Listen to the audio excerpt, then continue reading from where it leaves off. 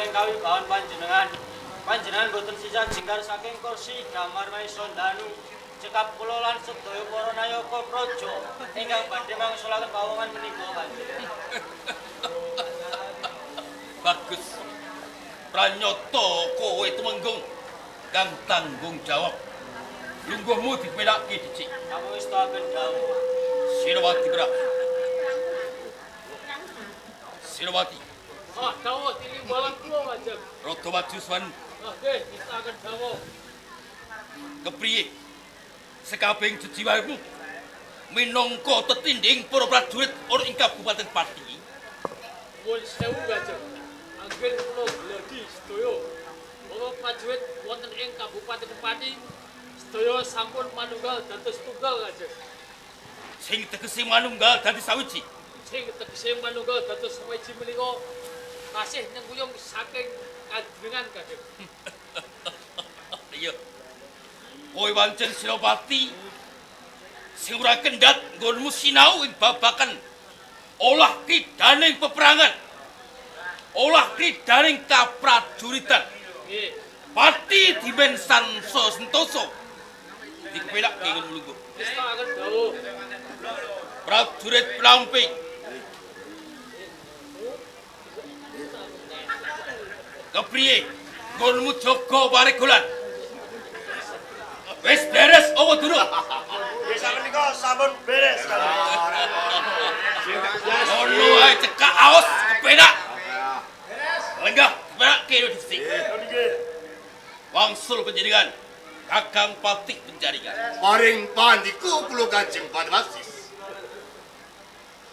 Kados pundi wahanan untuk ing Pati ari kalangan mriku, Kakang? Kanjeng Padwasis jejimat kula saha sembahan kula. Menawi jangan diku keparingan pirsa ngendali dhateng kahanan wonten ing Pati. Pati wedal samangke hayam tentrem, gemah ripah sarta loh jinawi ageng katriban panjenengan saksampun dika anglenggahi gambaring kanalendran wonten ing Kuban Pati sawetahipun Kanjeng. Kakang penjaringan, Paring panika kula. aku percaya kali penjaringan minangka tetinding para nayakaning praja. Aja nganti ing Pati ana kawula sing nandhang kecingkrangan. Gedene nganti ora bisa mangan. Sakwise aku sing jumeneng minangka adipati ana ing Pati. Niku ampun wasmelang. Saben dinten kula utusan peranganipun prajurit teliti pirsa wonten ing Karang Pradesan. Pundi menawi wonten salah setunggalipun kawula dalem tiyang nandhang kekurangan sandang lan pangan, prajurit niku sampun matur dhateng kula Kanjeng. Wis kondo karo kowe. Lah niki. Perkara mangan awan gratis kepriye? Wah, nuwun sewu. Nek wonten ing Karang Pradesan niku sami alok. Kathah anak ingkang mapan wonten bangku pamulangan sami nandhang gerah namung perkawis dahar niki ingkang gratis kala wau Kanjeng Wati. Mula kudu sing ati-ati. Nggih, Anjen ana para salah sawijining pangumbating praja kang ing kono ora nyengkuyung apa sing dadi kawicaksananku. Njur dheweke gawe reka daya sing kaya oh Wati. aku jaringan Dawuh tinimbang niku lho.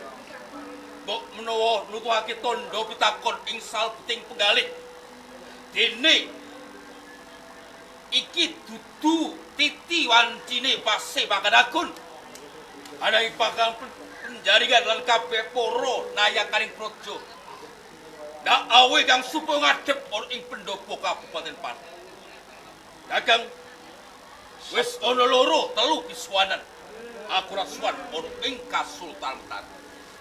Ing kono niat pancen dak sengaja kakang penjaringan. Kanjeng Padwasis menawi jangan dikumuten sowan wonten ing Kasultanan Taram sampun 3 ngancik sekawan pisonan kamangka dika menika ngrumbasi dados Bupati Andan ingkang paring kedah setahun pisan dika menika sok glondong param wonten ing dalem Kasultanan Taram Kanjeng. Nah, lihat kabeh wis dak tebodo. Yen to aku rasuan ana ing Kasultanan Taram Mergo ing kini aku bakal bali lo Kakang. Balelo.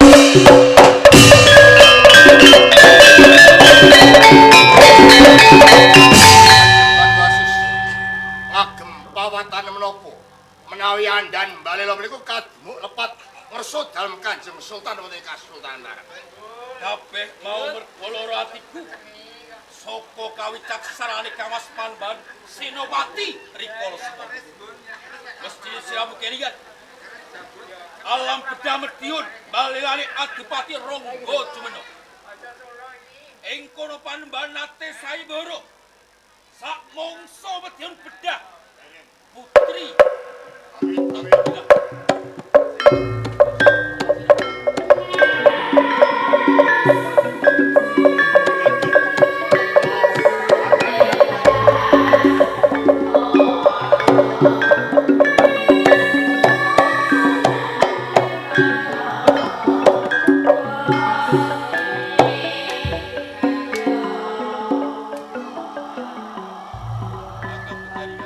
Sabda tiwalu lho. Gunung Rampung gonku wawan pangandikan kelawan kowe. Nggih. Ing kono ana soane penjani Sang Regiropati Singgora. Leres paniku dalem. Pedak enggak Esta kendau. Kakang Patih Singoran. Nak Mas Bupati wasis Wijaya Besu. Tenanipun datusaken kitab neratap ing jero batos pindha sinambring gelap tinugu ing Sardula. Kini panjenengan tedhak wonten ing Kabupaten Pati boten aweh cecala lan kurwi. Ning sadurunge ya gede sing pangapuramu. Don kurawuh tedhak ning Kabupaten Pati nyak saguling Narapraja. Miwah Sendana Dalu. Ing kabeh mau ora aweh cecala luwih dhisik marang panjenengan. Awit nggonku tedhak ning mongon Pati tindak langkih nak pas-pasan hidup. Mungkinane mono ngembang jejeban dawuh ngersa dalem penjenengane Kanjeng Panembahan Sriwati Danang Sutawijaya. Lajeng menapa wonten dong timbalan dalem Kamas Danang Sutawijaya. Mung kapurih nggon tedhak ning mongon Pati. Ning yo geni indak wawas intoh panjenengan Mas Pati iki wis 3 ancep 4 intoh panjenenganmu ora ngadhep ngambiyantara ing Kasultanan. Sedaya sampun kula temoko miwiti dinten menika wasis balelo. Balelo.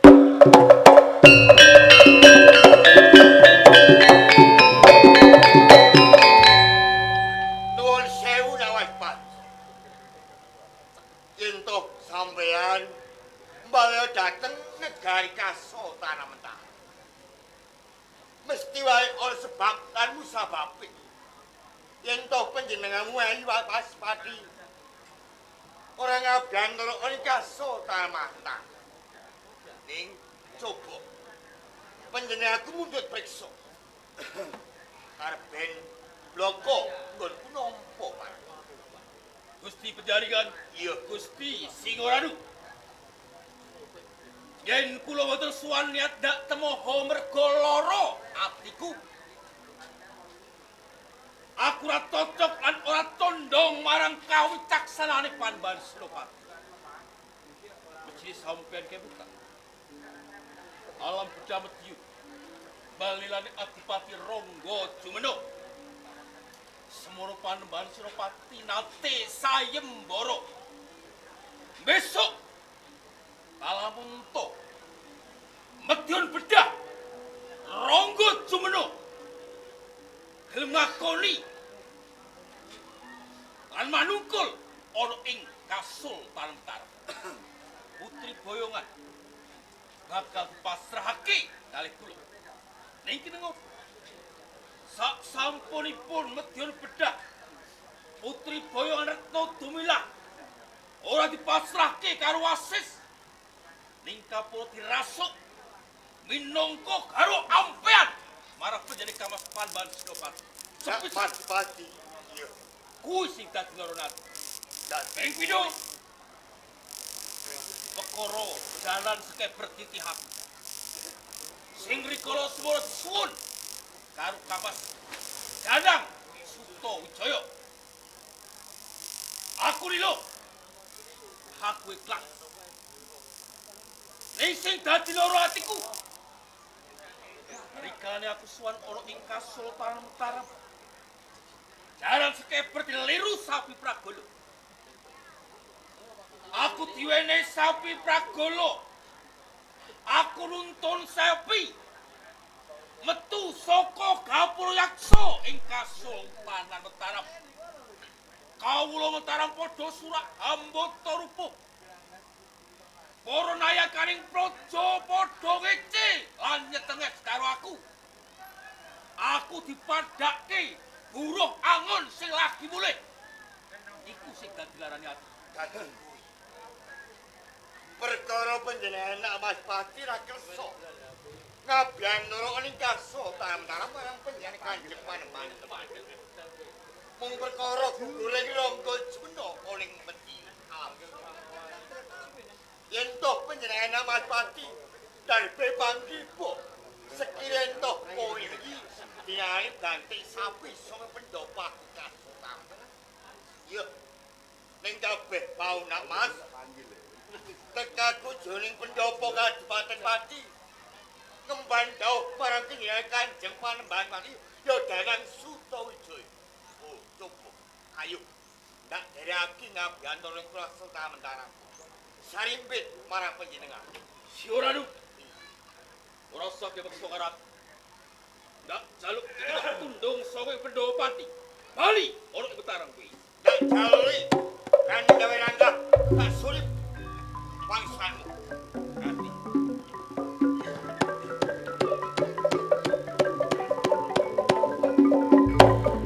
Ajeng Padrasis meningaken sampun kapireng jangan Kanjeng Sultan Dadang Suto Wijaya Mataram. Awit sampun utusan sing ora anu lumarep wonten Kabupaten Pati. Jaringan Paring panika Riwian bakal bisa dadi grojokan. Sing tundone bisa dadi pengawan. Perang gede banget mati Pati. Kula ganti iki. Irit prajurit sing gambeng-gambeng sing kepegawan sak putuhe. Balik ki Suranu Sowi Pati. niku amun was malang. Perkaya sira anu sawadya bala kula yang tanggung jawab. Hei, prajurit. Kirik aku. Mabak laguring sing ora anu. Semoga Pangestu. pangestu dalem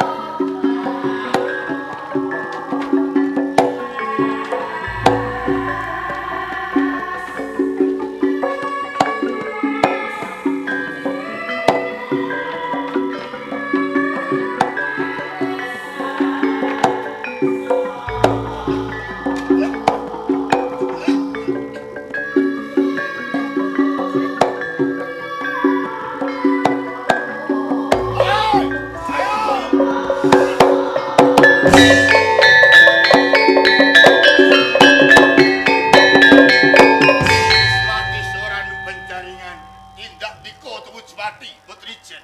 Sampun ngirit piraning prajurit Kasultanan Mataram. Penjaringan yen aku darbe pandhawuh marang kowe. Ning kabeh mau kowe sing kleru. Yen yo kene kabeh mau sawel kasih. Yo sembahmu Wasis Wijaya Suman Pati. Dhewekne merenggang pelatan joni Kasultanan Mataram. Marang panguasane Panembahan Senopati. Gusti Pati Sorano gesang kula sak ngandhapipun pangusa dalem Kanjeng Bupati Wasis. Mila kula sekedap nyengkuyung tumindakipun Kanjeng Bupati Wasis. Yen toh kowe nyengkuyung sabelo mantung mindake Wasis Wijaya Sumo ning kabeh mau aku duwe tanggung jawab mula. Dina iki uga Wasis kuwi sowan oleh Praja Mataram. soane Kanjeng Watu Asis barengi ing cating praja.